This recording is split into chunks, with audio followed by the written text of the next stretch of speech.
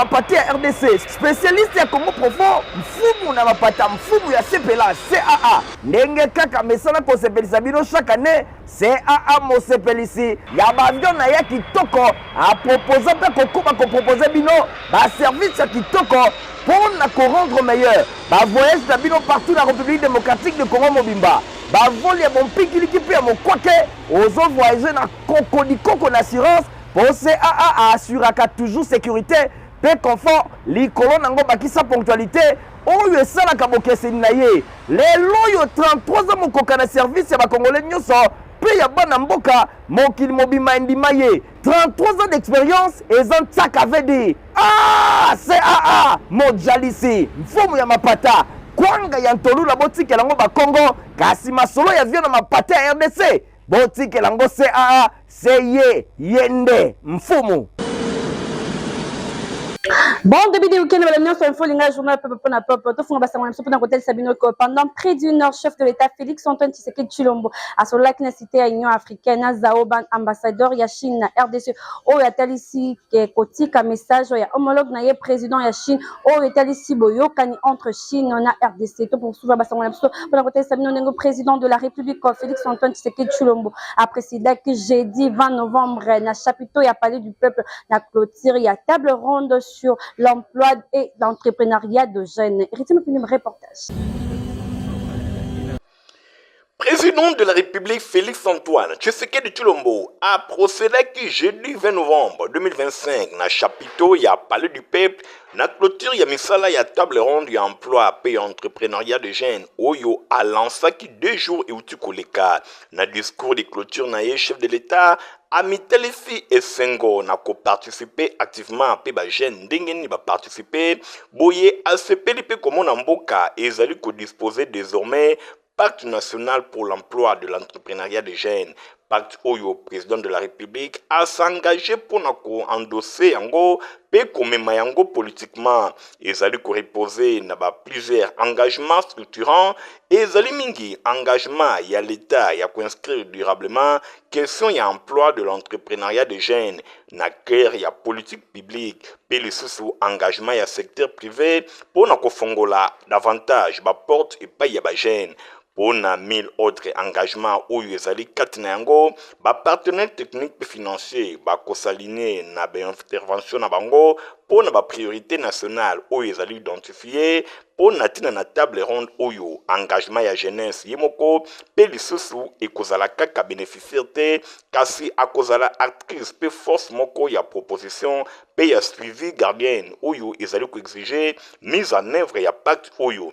Boye accorda qui attention particulière na ba résolution oyo ezali bongo précise yango ekozala apporter na pacte oyo chef de l'État a présenté vision na ye na sujet oyo atalike mise en place ya quota obligatoire pour na ba stage pe premier emploi na ba entreprise publique pe privée pour na kofongola massivement ba porte nyonso ya monde professionnel et pas ya ba jeune na biso alobi réforme et inspection générale du travail pour naye et ko permettre qu'exercer pleinement police administrative ya marché ya travail ko protéger ba travailleurs pe ko garantir l'unité ya emploi na bango pour na président Félix Antoine Tshisekedi Tshilombo table ronde oyo ezali bongo ko se clôturer ezali kaka limité te na lecture ya ba résolution kasi singeli ezala appliqué jeunesse a ko pardonner bango soki mokete soki table ronde oyo et singeli ezala réduite na simple exercice ya communication ezali kozela ba acte pe ba preuve ndenge chef de l'État atalisi. Réunion ya ba haut niveau et salemaki jeudi na centre pour le dialogue humanitaire Henri Durand ya na Genève na ba représentant ya ba grande entreprise RDC azala qui représenté la première ministre Judith Suminwa Tuluka. Nathalie Kaila.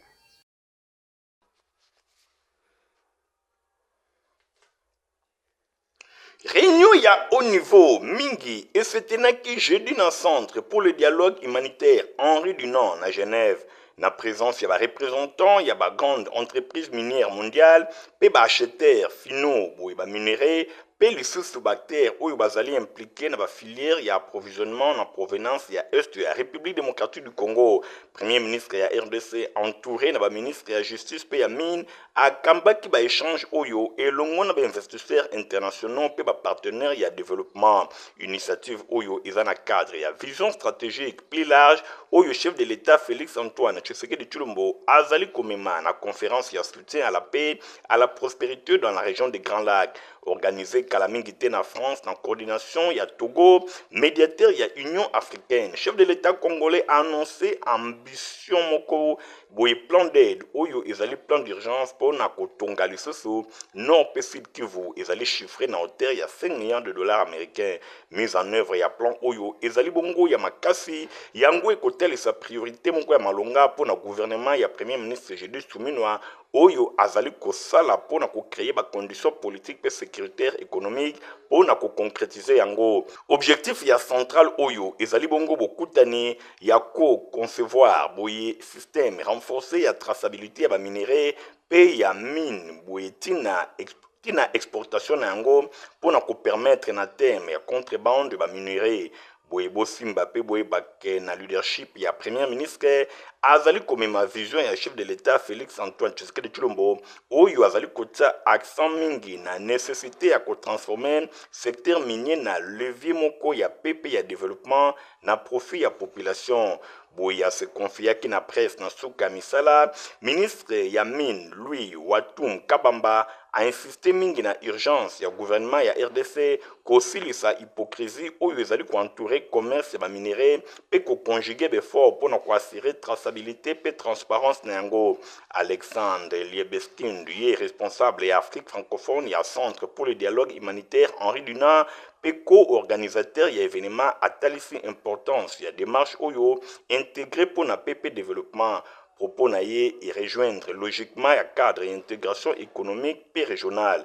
Bosimba pe boyebake bokutani oyo ezali ko marquer étape décisive na mobilisation ya bactères clés pour na kosala ba ressources minières ya RDC instrument ya stabilité régionale pe ya prospérité partagée. Vision oyo ezali bongo porter na leadership ya premier ministre ezali kofungola nzela na harmonisation ya ba standard ya traçabilité pe ya réforme profonde ya secteur oyo ezali destiné na ba richesse ya mabele pe ya se ya mabele et profiter na ba congolais afin que bien-être na bango ezala bongo assuré. Kaka na masolitali premier ministre Judith Suminwa Tuluka entouré na ministre d'État ya justice pe ya mine ayamba maki na chambre de commerce industrie ya ba service ya Genève.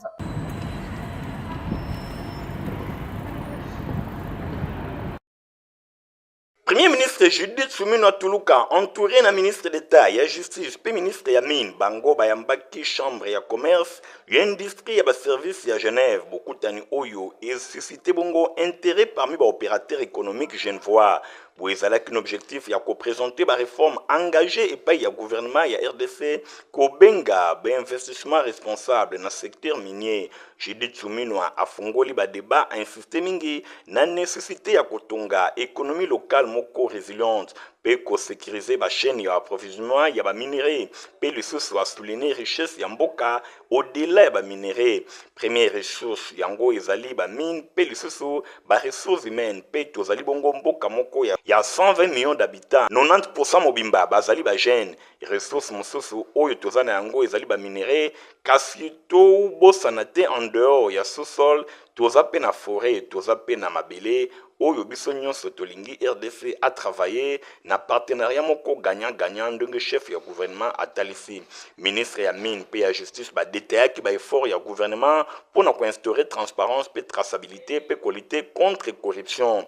Résumant rencontre oyo ministre ya communication porte-parole ya gouvernement Patrick Muyaya a assuré que message ya RDC eleki na ndenge ya malamu pe totali question ya traçabilité question cruciale oyo justement ezali ya ba mine considéré la principale raison ya guerre na est eza na volonté pour na biso to investir massivement na région oyo ndenge Patrick Muyaya atalisi ba représentant ya CCIG pe ya communauté ya baffaire bakumisi démarche oyo pe batalisi volonté na bango ya ko accompagner concrètement RDC balobi bazali honoré ya koyamba premier ministre ba ministre ya mine ya justice awa na Genève souhait na bango ezali ya pouvoir pe ba ko intensifier investissement bafungola banzela na ba opérateur économique genevois oyo bayeba ba potentiel République démocratique du Congo azana yango. Melchior Dimaral ye représentant ya place financière atalisi sentiment na ye énergie pe ya enthousiasme alobi amonique bazali capable en tant que place genevoise comme ma réponse moko très spécifique pe concrète na ba vrai challenge oyo ezali mise en œuvre pour na plan de paix. Oui, membre ya diaspora présent na événement oyo a partagé optimisme na ye na ba réforme oyo ezali kosalema. Beaucoup tani oyo ezali étape moko ya malonga na repositionnement ya RDC na scène économique internationale na message moko ya makasi accès na bonne gouvernance, traçabilité ya ba ressources pe appel na ba investissement durable pe mutuellement bénéfique. Comité des femmes parlementaires, il y a Union interparlementaire africaine et sur que jeudi 20 novembre, réunion stratégique pour la 84e session. Il y a comité exécutif, il y a 47e conférence de présidents de parlement, il y a UPA. Héritier l'opinion.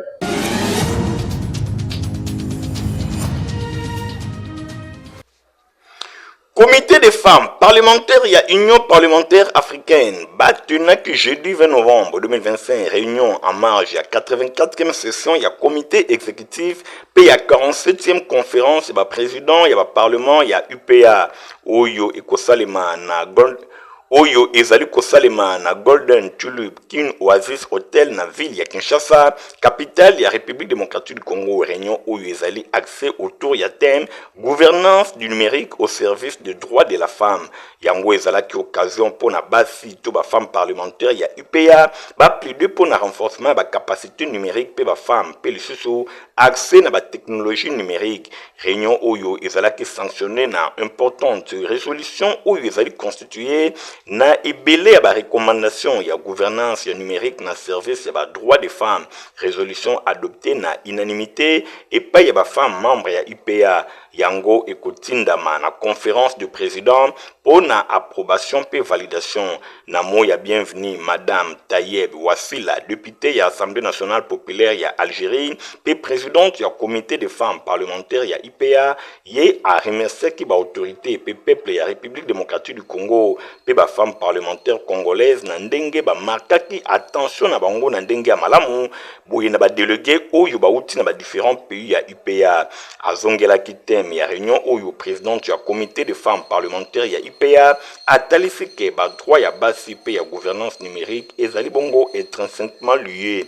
Gouvernance numérique yango ezali kosangisa accès utilisation ya gestion ya ba technologie numérique na impact moko significatif na réalisation ya ba égalité ya ba CXP yango ezali na litomba basi ba participer na ndenge ya malamu na définition ba politique numérique oyo bango bazali na accès na yango na technologie ya ba compétences numériques pour na kokola na monde moko ezali de plus en plus digitalisé ndenge Tayeb Wassila atalisaki pour na ko maximiser impact positif ya numérique. Président ya comité des femmes parlementaires atalisi litomba ya kotia en place ba politique inclusive pour renforcer ba capacité numérique ya basi pe ko garantir sécurité na ligne. Oui, plusieurs basi ebele bango ba différents pays membres ya UPA bazwaki maloba pona kotalisa importance numérique oyo ezali lelo kotombola ba droit ya basi na Afrique. Na résolution sanctionné réunion oyo ba recommander ko combler ba fossé oyo ezali mingi na accès numérique pe ba compétence na ba mboka oyo ezali avancé kaka 20% de bazana accès na internet pe ebele ya basi bango bazali bongo na accès na internet te. Oui, basi parlementaire ba recommander ba enseignement numérique et pas ya bilenge pe ba plaidaki pour la création ba technologie oyo ezali ko répondre na ba besoin ya basi pe ko encourager basi elongo na bilenge basi bazo ba filière oyo eza très na numérique. Na suka ya élection ya nouveau bureau Madame Fouda Arada Izedune ya Tchad ye azalaki élu na consensus présidente Madame Aïssata ya Niger ye pona ye azalaki élu vice-présidente Madame Aminata Sangara ya Mali ye azalaki élu rapporteur basi nyonso parlementaire oyo bazalaki présente na salle bazwaki mutu na mutu cadeau ya souvenir oyo epesamelaki bango epai ya président ya deux chambres ya parlement ya République démocratique du Congo. Bosimbaki 84e session ya comité exécutif ya IPA ezalaki clôturé mercredi 19 novembre 2025 na réunion ya comité des femmes parlementaires ya IPA oyo elandaki 47e conférence ya président ya parlement ya IPA oyo efungwami vendredi 21 novembre. Distinguée première dame Denise Nyakero Tshisekedi a payé 300 bourses de TI dans l'Institut supérieur des arts et métiers ISAM na Mokuse na occasion. Il y a inauguration, il y a atelier industriel au désormais et Zui Kombo na ye Denise Nyakero Tshisekedi. Stéphane Skandé.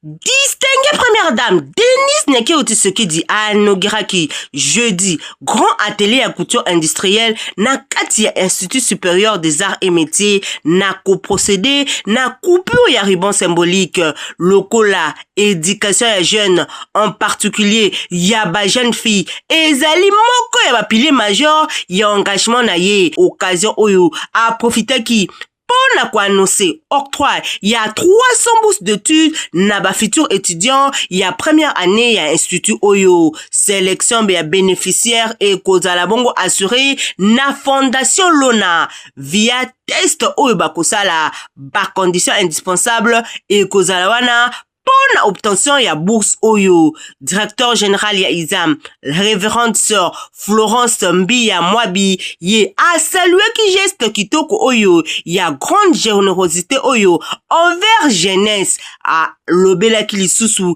décision Oyo. Ya kopesa salle à atelier Oyo, Kombo Mongo, ya distinguée première dame Denise Nyakero Tshisekedi. Nous avons voulu symboliser son nom, son existence ici à l'ISAM à cause de tout ce qu'elle fait.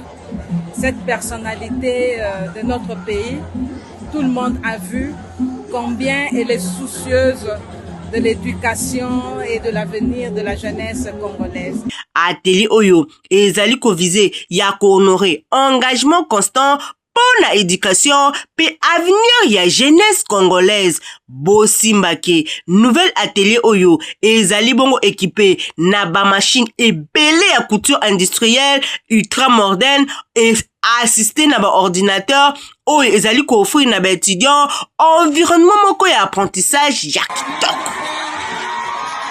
Honorable Maotwene Eli ya commune ya Selemba Wakitaki na Toron jeudi 20 novembre et le ngona ba technicien ya OVD na terre Igor Tsingi. Molobeli ya commune ya Selembao, honorable Maotwene, du les responsables, papa Selembao, azali kolala te. Bosimba Peboyeba ke jeudi 20 novembre 2025 akitaki elongo na ba agent ya OVD awa na commune ya Selembao mingi penza na rivière Kalamu na ba différents quartiers lokola Iradi Pulumbambu pe bongo na bongo ezali pona kotala ndenge nini mikolo ezali koya ba engin ya OVD ekokota na rivière Kalamu pona kokire yango enfin ke ba inondation enyokola lisusu population te. Honorable Maotwene akotaki na kati ya mai botela bino moko azali kotambola elongo na délégation ya OVD pona kosala ba étude ya faisabilité nyonso wana impressionnaki population to bavandi ya commune ya Selembao oyo babetaki maboko balobi honorable Maotwene papa Selembao bazali kobetela etolo na ndenge ya kosakana te.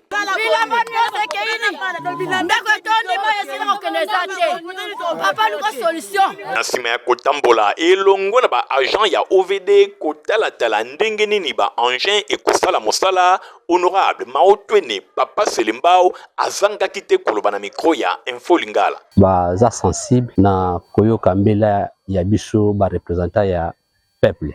Nakende komona bango avant-hier pona kosenga soki moye ezali misala oyo balakisaki ngai ke fallait salama ya kirage na Selembao et banda kosala parce que ça fait un mois passé bapesa ngai tableau na bango ya planning ya ba travaux namona ki DGA tininga pa DPK apesi ingénieur lelo tozali na terrain tana kebeta porte na OVD nde bomoni présence ya bata OVD lelo au total ndenge nini toko sala mais eloko nazo déplorer zani na uti kozwa matière na OVD babi fallait pas babanda kokire en amont il fallait wana kokire kuna en aval pour kopesa nzela na mai nous espérer que d'ici là musala ko ba tozoyebisa population ya Selemba bafande longue à rivière Kalamu que musala tozosala les anonga ba dépannage provisoire mbule kobeta tamsusu mabu de bordement pe mai ko salama et kokota na mapango na biso kokota na bandako na biso mais une solution définitive eza construction ba mur de berge et yango et ko sala ke kimezala ndenge etongama na stade de 20 mai awa avec yango tokofanda kimia souci kozala minité to sengi na bino gouvernement central na biso na souci boza nango ya kotonga banzela chantier mususu pende yango c'est do sali boy to développer milieu oyo bo chamongo na OVD po ba mur de berge salama na tronçon Longonia honorable Maotwene Papa Selembao Dieu les responsables commune Mombaya Selembao bazali simanayo na action oyo ozali kosala pona ko lutter contre ba inondation tango ba engin ya OVD et kosala mosala to banzi ke population na yo avandi le long ya rivière Kalamu bakozana kimia merci mingi ozana bénédiction na bango. Damasolo Moussous Bosimba que parti politique Union Congolaise va organiser que jeudi 20 novembre et vendredi 21 novembre session extraordinaire et bureau politique na bango.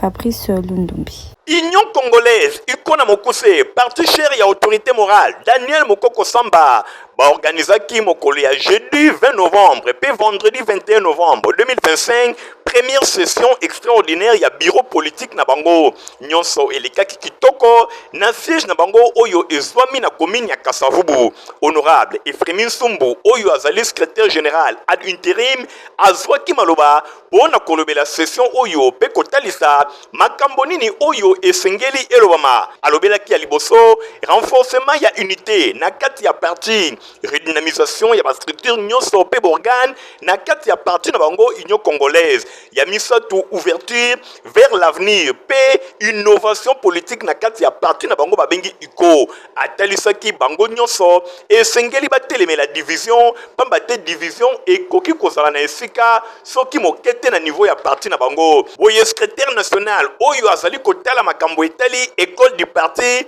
maître Gerda alobelaki idéologie ya parti pamba te membre to cadre nyonso esengeli ayeba ndenge ni parti ezali kotambola nyonso elekaki pe na présence ya trésorière générale ya parti madame Emile Mukoko pe tomonaki présence ya directeur ya cabinet ya professeur Daniel Mukoko Samba na compte ya parti maître Clinton Banama nyonso elekaki vraiment kitoko bongo na sima bapesaki maloba epai ya ba secrétaire exécutif provinciaux ya chaque province moko sima ya moninga alikaki pona kotalisa ba doléance pe ba difficulté nyonso oyo bazali kokutana na yango na niveau ya ba province bo secrétariat permanent azwi bonne note pe à promettre que ça quelque chose. Cette session extraordinaire n'a pas pour but de regarder en arrière mais de baliser les nouvelles perspectives qui s'ouvrent devant nous. Ces perspectives reposent sur 3 piliers. Renforcement de notre unité interne. 2. La redynamisation de nos structures et organes. Osimba pe boyeba ke pendant 2 jours oyo eloko nini ezelami eyeba na kosalema na niveau ya session extraordinaire oyo ezali liboso ko clarifier implication ya ba décision numéro 16 pe ko harmoniser fonctionnement ya secrétariat permanent ko renforcer discipline pe cohésion na kati ya parti entre ba cadre pe lisusu ko évaluer fonctionnement ya ba structure de base nyonso ko renforcer mécanisme interne pe externe pe lisusu ko renforcer communication na niveau ya parti ezala na ndenge ya malamu nyonso wana pona koluka vision claire partagée na niveau ya parti ko valider officiellement ba configuration ya sika ya secrétariat permanent discipline interne pe externe ba mécanisme nyonso ya communication esengeli eyeba na kotambola na ndenge ya kitoko milulu oyo pendant 2 jours na Union Congolaise elekaki vraiment kitoko etalisi ke qui veut aller loin ménage sans monture ndenge kaka parti iko na bokambemi ya autorité morale Daniel Mukoko Samba ba beti mbela balobi iko toujours liboso. Compagnie africaine d'aviation CAA na mokuse lelo 33 ans mobimba na service ya population pe aza toujours ko sepelisa bango. leader na mapata ya RDC, spécialiste ya Congo profond, mfumu na mapata mfumu ya CPLA CAA. Ndenge kaka mesala kosepelisa bino chaque année, CAA mosepelisi ya bavion na ya kitoko a proposer pe kokoma ko proposer bino ba service ya kitoko pour na ko rendre meilleur. Ba voyage na bino partout na République démocratique de Congo mobimba. Ba vol ya bon pikiliki pe mo kwake ozo voyager na Koko na assurance. Pour CAA assuraka toujours sécurité, pe confort, likolo nango bakisa ponctualité, oyo esalaka bokeseni na ye. Lelo yo 33 ans mokoka na service ya bakongolais nyonso, pe ya bana mboka mokili mobima endima ye. 33 ans d'expérience ezan tsaka vedi. Ah, CAA mojalisi, mfumu ya mapata, kwanga ya ntolula botikela ngo bakongo, kasi masolo ya vio na mapata ya RDC. Botikela ngo CAA, c'est yende mfumu. Proclamation ya résultat première période de Salemaki Kitoko week-end de la complexe scolaire Mama Pemba 1 école ya fondation Nerombungu oezwami na commune ya Kinseso.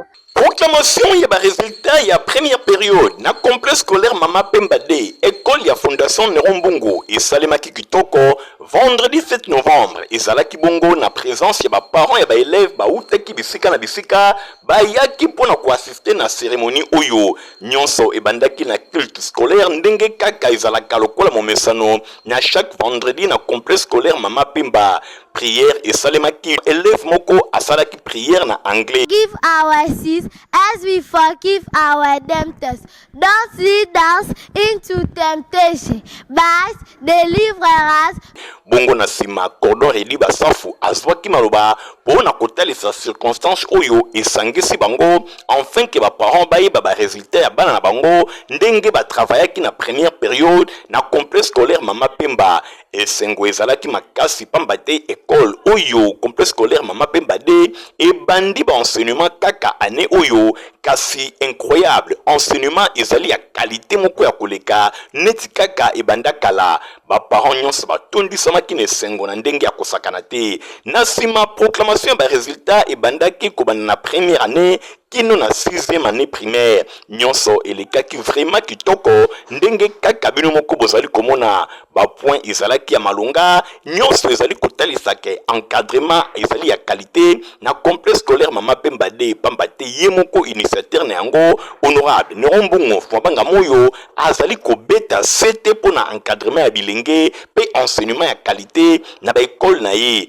na sima ya proclamation quelques parents présents bazangaki te kotalisa esengo na bango na micro ya Info Lingala. En tout cas dans ce pays parce que nazwa que information que kolo eza bien nde nayaki kotia mwana lokola azalaki kobanda kotanga na ye na première donc na sepeli makasi parce que formation eza bien pe azwi le premier de la classe na première primaire donc en tout cas félicitations beaucoup vraiment na bonne école terre école Mama Pemba en tout cas félicitations beaucoup.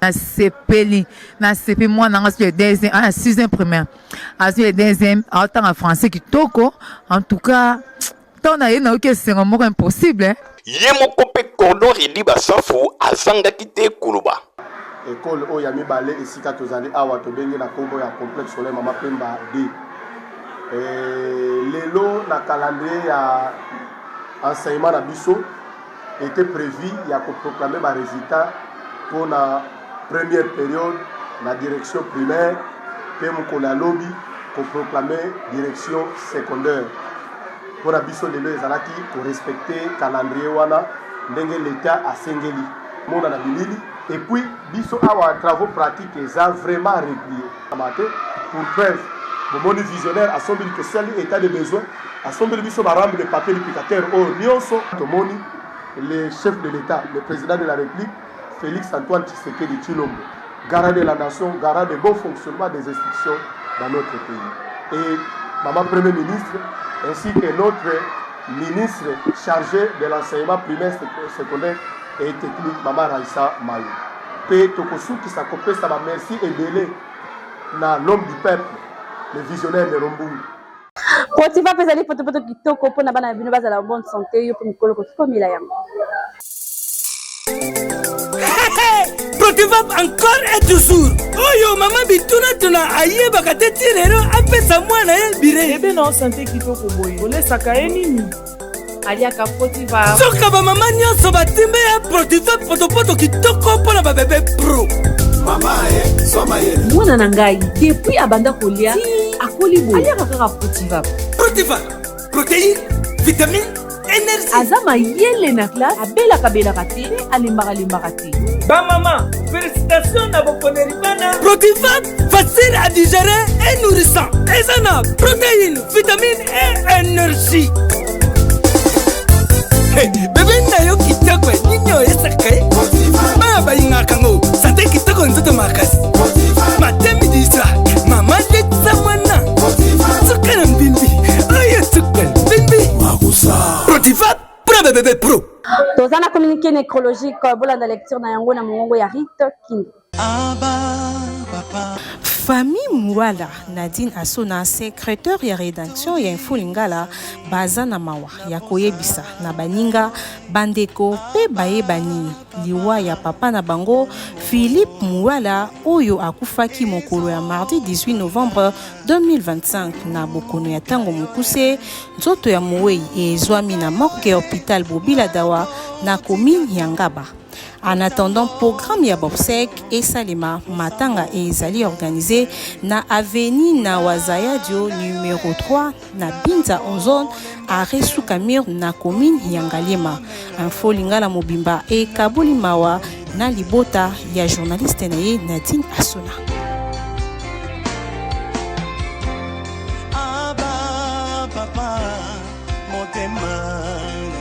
Bozala kebele pona kola na Info Lingala mokolo lelo soki bosepelaki na yango ba merci na Igor Tingo azaki na sima caméra pe ya montage concours rédactionnel ya Nathalie Kaila supervisé par ya héritier mapinde benga na bino tokutana na mokolo ezali koya. Au revoir. Leader na mapati ya RDC, spécialiste ya Congo profond, mfumu na mapata mfumu ya CPLA, CAA. Ndenge kaka mesana kosepelisa bino chaque année, CAA mosepelisi. Ya bavion na ya kitoko, a proposer pe kokuba ko proposer bino, ba service ya kitoko pour na ko rendre meilleur. Ba voyage na bino partout na République démocratique de Congo mobimba. Ba vol ya bon pikiliki pe mo kwake, ozo voyager na Koko na assurance. Pour CAA assuraka toujours sécurité, paix, confort, l'icône nango bakisa ponctualité, oyo esalaka bokeseni na ye. Lelo yo 33 ans mokoka na service ya bakongolais nyonso, pe ya bana mboka mokili mobima endima ye. 33 ans d'expérience et zan tsak avedi. Ah, CAA mojalisi, mfumu ya mapata. Kwanga ya ntolu la botike lango bakongo, kasi masolo ya vio na mapata ya RDC. Botike lango CAA, seye yende mfumu.